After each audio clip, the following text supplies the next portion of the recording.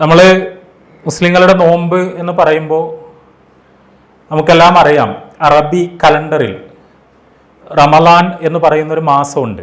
നമ്മൾ ഇംഗ്ലീഷ് മാസങ്ങളും മലയാളം മാസങ്ങളും ഒക്കെ പറയുന്ന പോലെ ചാന്ദ്രമാസ കലണ്ടർ, ഹിജ്റ കലണ്ടർ, അറബി കലണ്ടർ, ആ അറബി കലണ്ടറിലെ ഒരു മാസമാണ് റമലാൻ. ഈ റമലാൻ മാസത്തിൽ മുസ്ലിങ്ങൾ വ്രതമനുഷ്ഠിക്കുന്നു, നോമ്പനുഷ്ഠിക്കുന്നു. എന്തിനു വേണ്ടിയാണ് മുസ്ലിങ്ങൾ ഈ മാസത്തിൽ വ്രതമനുഷ്ഠിക്കുന്നത്, നോമ്പനുഷ്ഠിക്കുന്നത്? ഖുർആനിലെ 2-ാമത്തെ അധ്യായം സൂറത്തുൽ ബഖറയിൽ എന്തിനു വേണ്ടിയാണ് റമലാൻ മാസത്തിൽ വ്രതമനുഷ്ഠിക്കുന്നത്, നോമ്പനുഷ്ഠിക്കുന്നത് എന്ന ചോദ്യത്തിൻ്റെ ഉത്തരമുണ്ട്. ഖുർആൻ അവിടെ പറയുന്നത് ഷഹ്റു റമലാൻ അല്ലദീ ഉൻസില ഫീഹിൽ ഖുർആൻ ഹുദൻ ലിന്നാസി വ ബയ്യിനാത്തിൻ മിനൽ ഹുദാ വൽ ഫുർഖാൻ എന്നാണ്. റമലാൻ മാസത്തിലാണ് ഖുർആൻ അവതരിപ്പിക്കപ്പെട്ടത്. ഖുർആൻ എന്ന് പറയുന്ന വേദഗ്രന്ഥം പ്രപഞ്ചരക്ഷിതാവ് മനുഷ്യകുലത്തിന് അവതരിപ്പിച്ചു കൊടുത്ത മാസമാണ് റമലാൻ. ഖുർആൻ ആകുന്ന വേദഗ്രന്ഥം ഹുദൻ ലിന്നാസ്, അത് മനുഷ്യർക്കുള്ള മാർഗദർശനമാണ്, മനുഷ്യർക്കുള്ള സന്മാർഗമാണ്.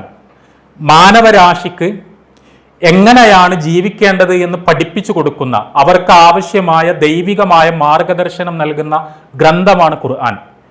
എന്താണ് ശരിയെന്നും എന്താണ് തെറ്റ് എന്നും, എന്താണ് നന്മ എന്നും എന്താണ് തിന്മ എന്നും, എന്താണ് അധർമ്മമെന്നും എന്താണ് അധർമ്മമെന്നും അവിടെ മാനവരാശിക്ക് കൃത്യമായി തെളിവുകളോടുകൂടി വ്യവച്ഛേദിച്ചു കൊടുക്കുന്ന സത്യാസത്യ വിവേചനത്തിന് മനുഷ്യരെ സഹായിക്കുന്ന ഒരു മാനദണ്ഡമായി അവരിലേക്ക് അവതരിപ്പിക്കപ്പെട്ടിരിക്കുന്ന വേദഗ്രന്ഥമാണ് ഖുർആൻ എന്നാണ് ഖുർആൻ സ്വയം പരിചയപ്പെടുത്തുന്നത്. ആ അവതരണം സംഭവിച്ചത് റമലാനിലായതുകൊണ്ടാണ് മുസ്ലിങ്ങൾ അതിനുള്ള നന്ദിയായി, പ്രപഞ്ചരക്ഷിതാവിനോടുള്ള കടപ്പാടായി റമലാനിൽ നോമ്പനുഷ്ഠിക്കുന്നത്, വ്രതമനുഷ്ഠിക്കുന്നത്. ഇവിടെ ഞാൻ ഖുർആൻ എന്ന് പറയുമ്പോൾ ഖുർആനിനെ കുറിച്ച് കേൾക്കാത്തവരാരും ഉണ്ടാവുകയില്ല. ഖുർആനിനെ കുറിച്ച് മുസ്ലിങ്ങളല്ലാത്തവരുമെല്ലാം കേൾക്കുന്നു, മനസ്സിലാക്കുന്നു. നമ്മൾക്ക് വേദഗ്രന്ഥങ്ങളെ പരിചയമുണ്ട്. വേദങ്ങളെക്കുറിച്ച്, വേദഗ്രന്ഥങ്ങളെക്കുറിച്ച്, ആ വേദഗ്രന്ഥങ്ങളുടെ സന്ദേശങ്ങളെക്കുറിച്ച് നമുക്കറിയാം. ഇവിടെ ഖുർആൻ, ഇവിടെ ഞാൻ ഓതിയ പരിശുദ്ധ ഖുർആനിലെ ഈ വചനത്തിലെ പ്രയോഗം നിങ്ങൾ ശ്രദ്ധിച്ചിട്ടുണ്ടാകും. ഹുദൻ ലിന്നാസ് എന്നാണ് ഖുർആൻ പറയുന്നത്. മനുഷ്യർക്കുള്ള മാർഗദർശനം, മാനവരാശിക്കുള്ള മാർഗദർശനം എന്നാണ് ഖുർആൻ പറയുന്നത്. ഇത് ഖുർആനിൽ പല സ്ഥലത്തും നമ്മൾ ആവർത്തിച്ച് കാണുന്ന ഒരു പ്രയോഗമാണ്. ഖുർആനിലെ പല വചനങ്ങളും പരിശോധിച്ചാൽ നമ്മൾ കാണുക യാ അയ്യുഹൻ നാസ് എന്ന പ്രയോഗമാണ്. അല്ലയോ മനുഷ്യരെ എന്ന് ഖുർആൻ വിളിക്കുന്നു. മനുഷ്യരെ എന്ന് വിളിച്ചുകൊണ്ട് ഖുർആൻ ഒരുപാട് കാര്യങ്ങൾ പറയുന്നു. മുഴുവൻ മനുഷ്യരോടുമായിട്ടാണ് ഖുർആൻ സംസാരിക്കുന്നത്. മനുഷ്യർക്കുള്ള മാർഗദർശനമാണത്, അതല്ലാതെ മുസ്ലിങ്ങൾക്ക് മാത്രമുള്ള മാർഗദർശനമല്ല. ഞാനത് അങ്ങനെ തന്നെ പറയുന്നത്, ഖുർആൻ എന്ന് കേൾക്കുമ്പോൾ ആർക്കും ഒരു അന്യത അനുഭവപ്പെടേണ്ടതില്ല എന്ന് അടിവരയിട്ട് സൂചിപ്പിക്കുവാൻ വേണ്ടിയാണ്. ഖുർആൻ നമ്മുടേത്, എല്ലാവരുടേതുമാണ്. ഖുർആൻ സംസാരിക്കുന്നത് നമ്മളോട് എല്ലാവരോടുമാണ്. ഖുർആൻ അവതരിപ്പിച്ചിരിക്കുന്നത് ഈ പ്രപഞ്ചത്തിന്റെ സ്രഷ്ടാവാണ് എന്ന് ഖുർആൻ പറയുന്നു. പ്രപഞ്ചത്തിന്റെ സ്രഷ്ടാവ് എന്ന് പറഞ്ഞാൽ ആരാണ്? നമ്മൾ പലപ്പോഴും ദൈവങ്ങളുടെ പേരിൽ പല തർക്കങ്ങൾ നടക്കുന്ന, ദൗർഭാഗ്യകരമായ ചേരിതിരിവുകൾ ഉണ്ടാകുന്ന ഒരു ലോകത്താണ് നമ്മൾ ജീവിക്കുന്നത്. എന്തൊരവസ്ഥയാണിത്! ശരിക്കും ദൈവം എന്ന് പറഞ്ഞാൽ ആരാണ്? ഈ ലോകത്തിന്റെ, പ്രപഞ്ചത്തിന്റെ, മനുഷ്യരുടെ, ജീവജാലങ്ങളുടെ, സസ്യലതാദികളുടെ, ഗ്രഹങ്ങളുടെ, ഗാലക്സികളുടെ, നക്ഷത്രങ്ങളുടെ എല്ലാം സ്രഷ്ടാവിനെയാണ് നമ്മൾ ദൈവം എന്ന് വിളിക്കുന്നത്. ആ സ്രഷ്ടാവ് ഒന്ന് മാത്രമേ ഉള്ളൂ. ഈ പ്രപഞ്ചത്തിന് ഒരു രക്ഷിതാവ് മാത്രമേ ഉള്ളൂ. ആ പ്രപഞ്ചത്തിന്റെ രക്ഷിതാവ് ലോകത്തിലെ മുഴുവൻ മനുഷ്യർക്കുമായിട്ടാണ് വേദഗ്രന്ഥങ്ങൾ അവതരിപ്പിക്കുന്നത്. അങ്ങനെ ലോകത്തിലെ മുഴുവൻ മനുഷ്യർക്കും വേണ്ടി പ്രപഞ്ചത്തിന്റെ രക്ഷിതാവ് അവതരിപ്പിച്ച വേദഗ്രന്ഥമാണ് ഖുർആൻ എന്ന് ഖുർആൻ തന്നെ സ്വയം പരിചയപ്പെടുത്തുന്നു. അതുകൊണ്ട് തന്നെ ഇവിടെ റമദാനിൽ മുസ്ലിങ്ങൾ നോമ്പനുഷ്ഠിക്കുന്നു, ഖുർആൻ അവതരണത്തിന് നന്ദി കാണിക്കുന്നു എന്ന് പറയുമ്പോൾ അത് മുസ്ലിങ്ങളെ മാത്രം ബാധിക്കുന്ന ഒരു വിഷയമല്ല എന്നാണ് ഞാൻ സൂചിപ്പിക്കുന്നത്. മറിച്ച് നമ്മൾ ഹിന്ദുവായാലും മുസ്ലിം ആയാലും ക്രിസ്ത്യാനി ആയാലും മതമില്ലാത്തവനായാലും ആരായാലും നമ്മളോടെല്ലാം തന്നെ ഖുർആനിന് കുറേ കാര്യങ്ങൾ പറയാനുണ്ട്. ഖുർആൻ നമ്മളോടെല്ലാം സംസാരിക്കുന്നുണ്ട്. ഖുർആനിലൂടെ സംസാരിക്കുന്നത് പ്രപഞ്ചത്തിന്റെ രക്ഷിതാവാണ്, അല്ലാതെ മുസ്ലിങ്ങളുടെ രക്ഷിതാവല്ല. നമ്മൾ അള്ളാഹു എന്ന് പലതവണ നമ്മളെല്ലാവരും കേട്ടിട്ടുണ്ടാവും. അള്ളാഹു എന്ന് പറയുമ്പോൾ മുസ്ലിങ്ങളുടെ പ്രത്യേകമായ എന്തോ ദൈവമാണ്, അല്ലെങ്കിൽ അറബികളുടെ പ്രത്യേകമായ എന്തോ ദൈവമാണ്, ഏതെങ്കിലും ഗോത്രത്തിന്റെ സവിശേഷമായ ഏതോ ദൈവമാണ്, അങ്ങനെയുള്ള ഏതെങ്കിലും അർത്ഥത്തിലുള്ള ദൈവസങ്കല്പമാണ് എന്ന് തെറ്റിദ്ധരിക്കുന്ന പല സുഹൃത്തുക്കളുണ്ട്. അങ്ങനെയല്ല.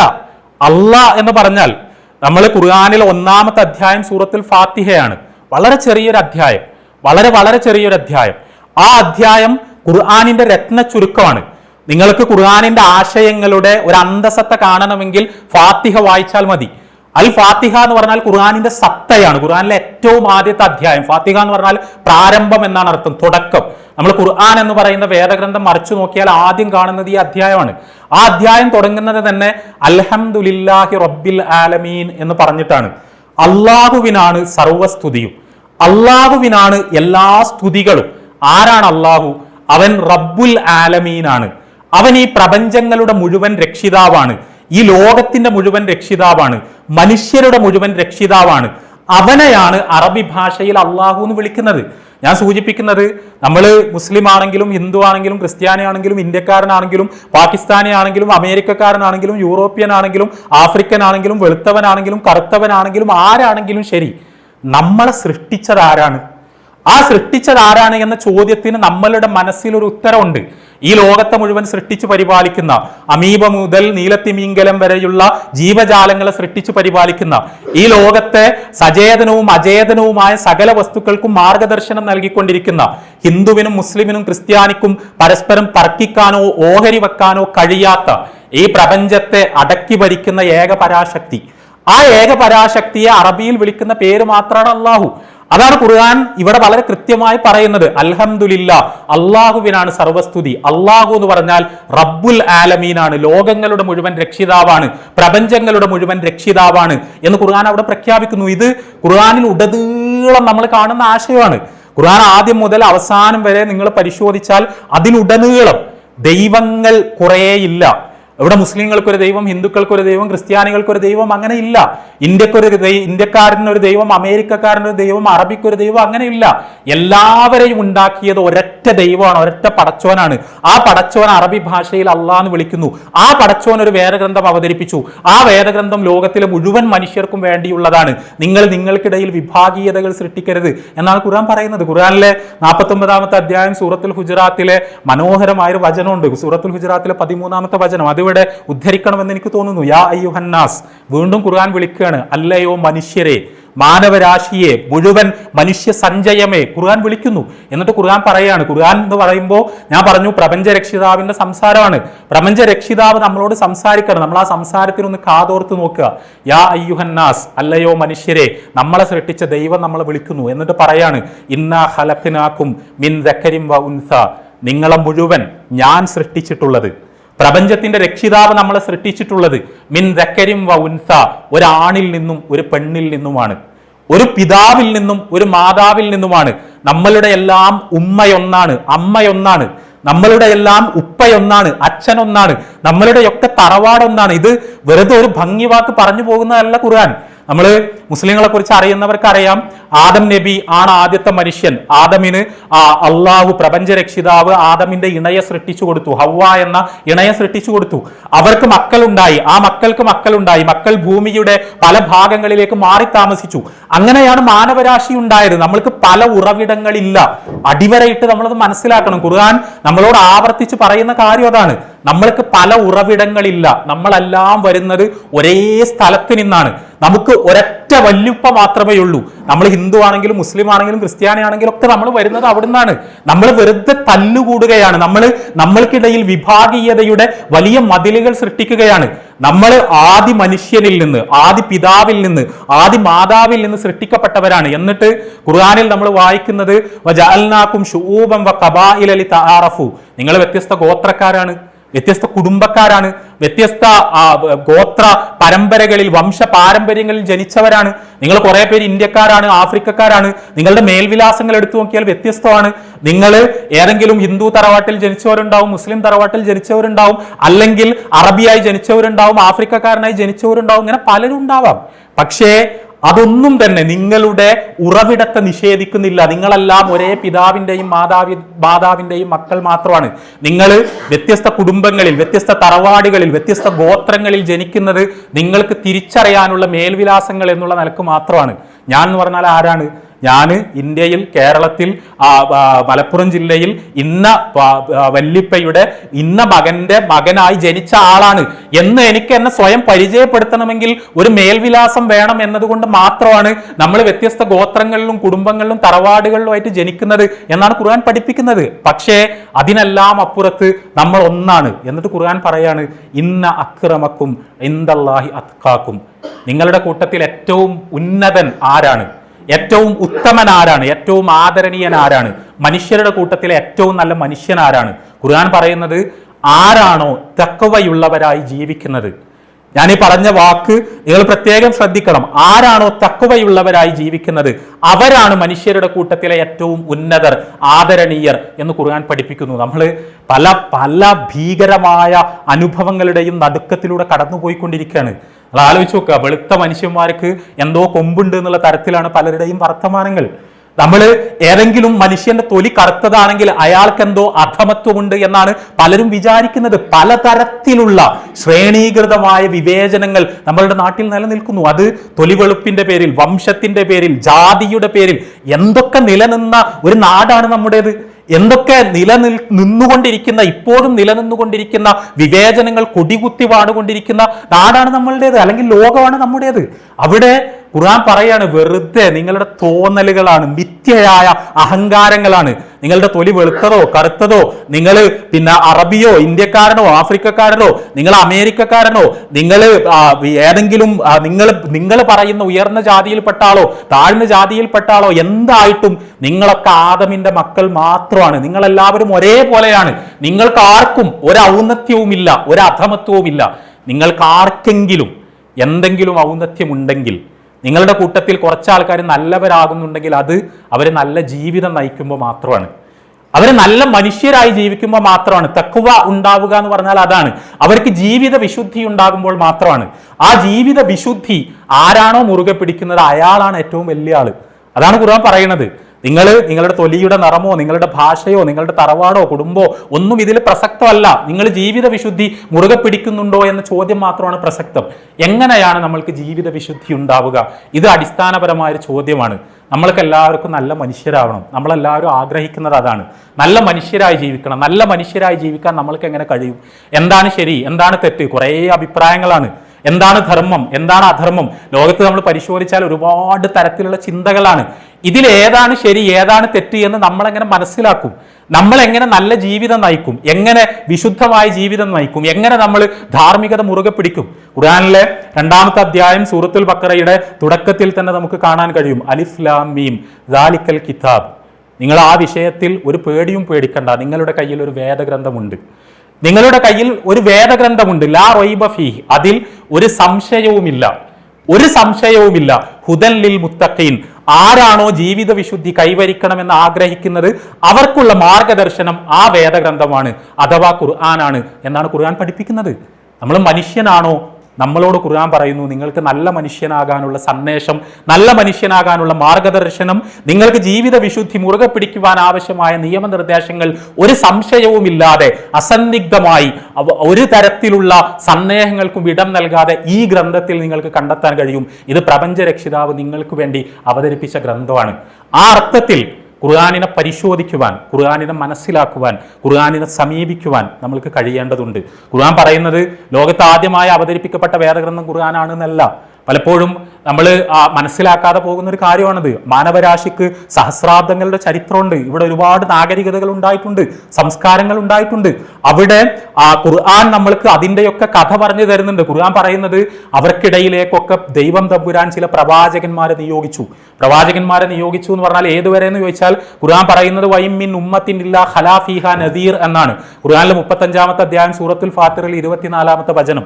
ഒരു പ്രവാചകൻ, ഒരു താക്കീതുകാരൻ കടന്നു പോകാത്ത ഒരു സമുദായവും ലോകത്തുണ്ടായിട്ടില്ല എന്നാണ് ഖുർആൻ പഠിപ്പിക്കുന്നത്. പ്രവാചകന്മാർ എന്ന് പറഞ്ഞാൽ ദൈവങ്ങളോ ദൈവത്തിന്റെ അവതാരങ്ങളോ ആണ് എന്ന വീക്ഷണം ഖുർആനിലില്ല. പ്രവാചകന്മാർ എന്ന് പറഞ്ഞാൽ പച്ച മനുഷ്യരാണ്, നമ്മളെ പോലുള്ള മനുഷ്യരാണ്. പക്ഷേ മാനവരാശി ഇങ്ങനെ മുന്നോട്ട് പോകുമ്പോൾ അവരെ അധർമ്മങ്ങളിലേക്ക് കൂപ്പുകുത്തുമ്പോൾ അവരെ ധർമ്മത്തിലേക്ക് വിളിക്കുന്നതിന് വേണ്ടി, അവർക്ക് എന്താണ് ജീവിത വിശുദ്ധിയുടെ മാർഗം എന്ന് പഠിപ്പിച്ചു കൊടുക്കുന്നതിന് വേണ്ടി അവരിൽ നിന്നുള്ള ചില മനുഷ്യരെ ദൈവം തമ്പുരാൻ പ്രവാചകന്മാരായി തെരഞ്ഞെടുക്കും, നിയോഗിക്കും. അവർക്ക് ദിവ്യബോധനങ്ങൾ നൽകും, അവർക്ക് വേദഗ്രന്ഥങ്ങൾ അവതരിപ്പിച്ചു കൊടുക്കും. ഖുർആൻ പറയുന്നത് ലോകത്തിന്റെ എല്ലാ ഭാഗത്തേക്കും ഇങ്ങനെ പ്രവാചകന്മാരുടെ നിയോഗം ഉണ്ടായിട്ടുണ്ട്.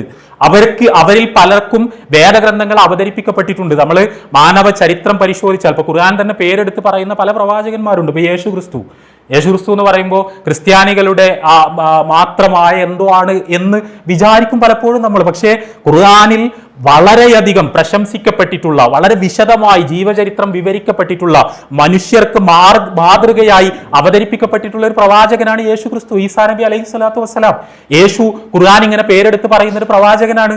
ഇതേപോലെ ഒരുപാട് പ്രവാചകന്മാർ ലോകത്ത് നിയോഗിക്കപ്പെട്ടു. അവർക്കൊക്കെ വേദഗ്രന്ഥങ്ങൾ അവതരിപ്പിക്കപ്പെട്ടു. പക്ഷേ കാലം മുന്നോട്ട് പോയി. ആ വേദഗ്രന്ഥങ്ങളിൽ അടക്കം കലർപ്പുകൾ ഉണ്ടായിത്തീരുന്ന സ്ഥിതിവിശേഷം ഉണ്ടായി.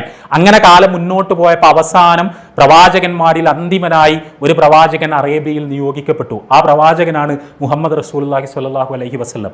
ആ പ്രവാചകന് പ്രപഞ്ചത്തിന്റെ രക്ഷിതാവ് ഒരു വേദഗ്രന്ഥം അവതരിപ്പിച്ചു കൊടുത്തു. ആ വേദഗ്രന്ഥമാണ് ഖുർആൻ.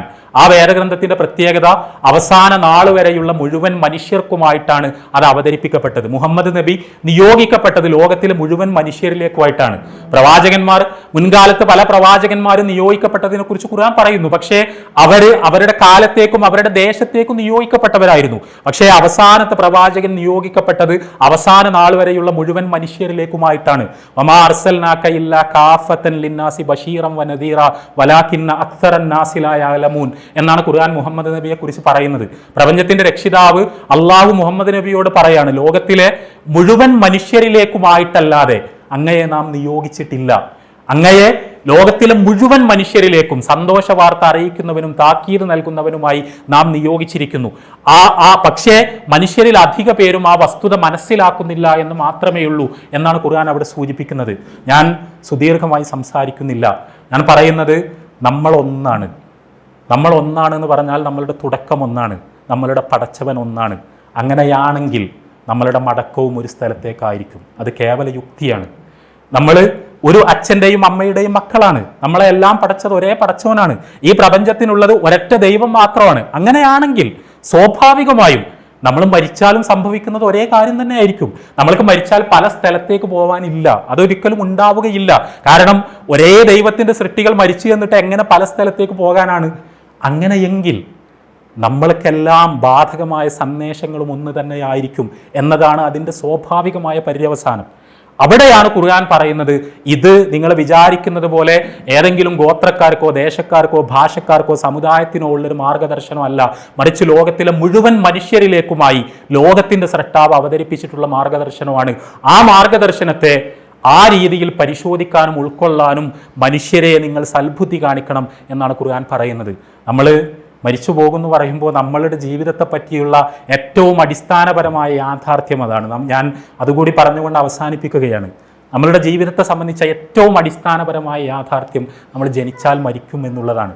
നമ്മൾ ഹിന്ദുവോ മുസ്ലിമോ ക്രിസ്ത്യാനിയോ മതമില്ലാത്തവൻ ആരും ആയിക്കോട്ടെ, നമ്മൾ മരിക്കും. ആ കാര്യം ഉറപ്പാണ്. നമ്മൾ ഏത് നാട്ടുകാരനായിക്കോട്ടെ, ഏത് ഭാഷക്കാരനായിക്കോട്ടെ, ഏത് ദേശക്കാരനായിക്കോട്ടെ, നമ്മൾക്ക് ജീവൻ തന്നത് ഈ പ്രപഞ്ചത്തിന്റെ രക്ഷിതാവാണ്. ജീവൻ എടുക്കുന്നത് അവനാണ്. നമ്മൾ വന്നത് അവനിൽ നിന്നാണ്. നമ്മൾ മടങ്ങിപ്പോകുന്നതും അവനിലേക്കാണ്. ഖുർആനിലെ 3-ാമത്തെ അധ്യായം സൂറത്ത് ആല ഇമ്രാനിലെ 185-ാമത്തെ വചനം, കുല്ലു നഫ്സിൻ ദാഇഖത്തുൽ മൗത്ത്, തീർച്ചയായും എല്ലാ ആത്മാവും എല്ലാ മനുഷ്യാസ്തിത്വവും മരണം രുചിക്കുക തന്നെ ചെയ്യും. മരണവേദന അവരനുഭവിക്കുക തന്നെ ചെയ്യും. എല്ലാ മനുഷ്യരും മരിക്കും. അങ്ങനെ മരിച്ച ശേഷം പക്ഷേ നിങ്ങളുടെ ജീവിതം അവസാനിക്കുന്നില്ല. ആ മരണത്തോടുകൂടി നിങ്ങൾ പുതിയൊരു ജീവിതത്തിലേക്ക് പ്രവേശിക്കുകയാണ് ചെയ്യുന്നത്. നിങ്ങൾ മരിക്കും, കുറേ കഴിയുമ്പോൾ ലോകം അവസാനിക്കും. ലോകം അവസാനിക്കുമ്പോൾ ഒരു ഉയർത്തെഴുന്നേൽപ്പ് ഉണ്ടാകും. ആ ഉയർത്തെഴുന്നേൽപ്പ് നാളിൽ ലോകത്തിലെ മുഴുവൻ മനുഷ്യരും ആദം മുതൽ അവസാനത്തെ മനുഷ്യൻ വരെ അന്ന് ഉയർത്തെഴുന്നേൽപ്പിക്കപ്പെടും.